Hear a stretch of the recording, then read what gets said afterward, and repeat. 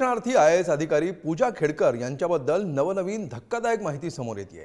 पूजा खेडकरांनी सादर केलेल्या दिव्यांग प्रमाणपत्राबाबत प्रश्नचिन्ह निर्माण झालंय। त्यामुळे आता पूजा खेडकर नियुक्तीच्या वेळी सादर केलेल्या सर्व गोष्टींची चौकशी होणार आहे। बघूया या संदर्भातला हा स्पेशल रिपोर्ट।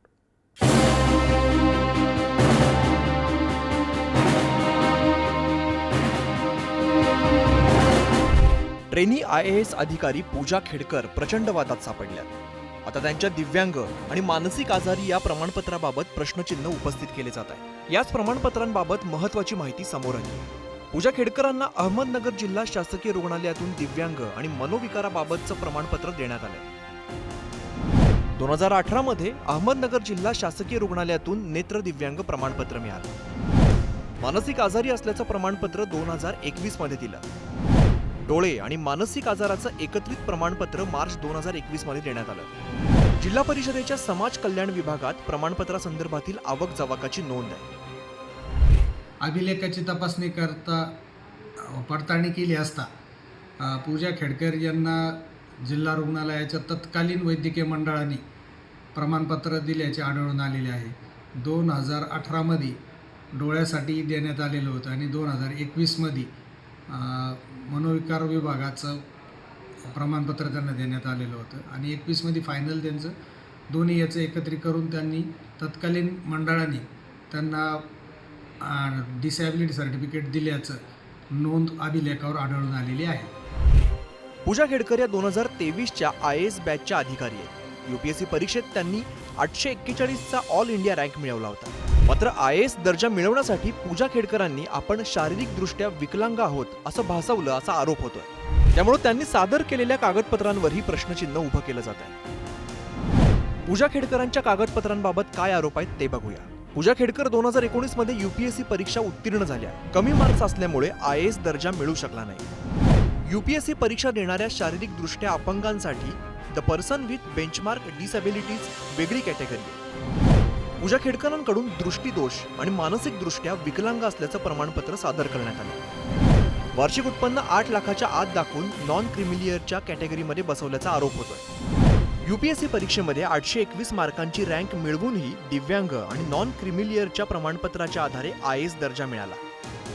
सरकारने जी काही कमिटी त्याच्यामध्ये नेमलेली आहे, मला वाटतं आपण सगळ्यांनी ते रिस्पेक्ट केलं पाहिजे त्या गोष्टीचा। अँड माझं जे काही सबमिशन असेल मी ते त्या कमिटीला नक्की देईल, मी त्या कमिटीला सांगेल।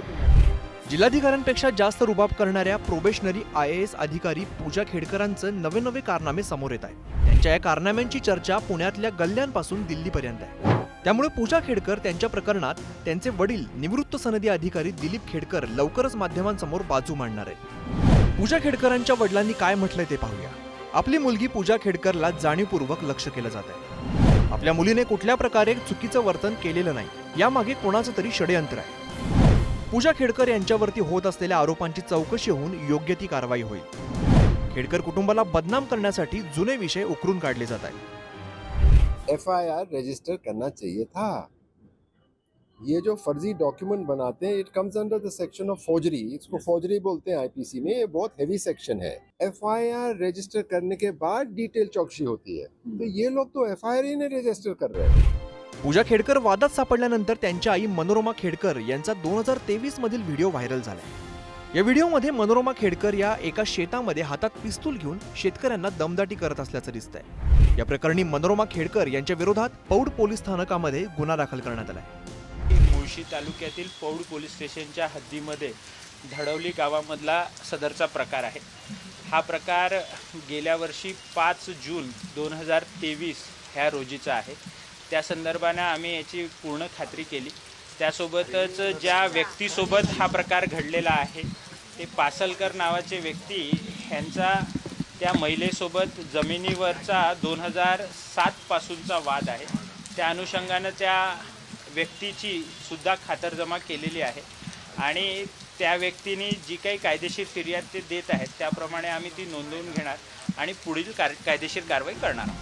पुण्यात प्रोबेशनवर असताना केलेल्या प्रतापानंतर पूजा खेडकर प्रकरणी एक समिती स्थापन करण्यात आलेली आहे। स्थापन करण्यात आलेल्या 1 सदस्यीय समितीच्या तपासात दोषी आढळून आल्यास पूजा खेडकर यांना IAS पदावर रुजू होऊ दिलं जाणार नाही। तसंच पूजा खेडकर यांच्यावरती फौजदारी कारवाई देखील केली जाऊ शकते असं बोललं जात आहे। त्यामुळे या प्रकरणी पुढे काय होणार याकडे महाराष्ट्रासह देशाचं लक्ष लागलंय. ब्युरो रिपोर्ट, पुढारी न्यूज.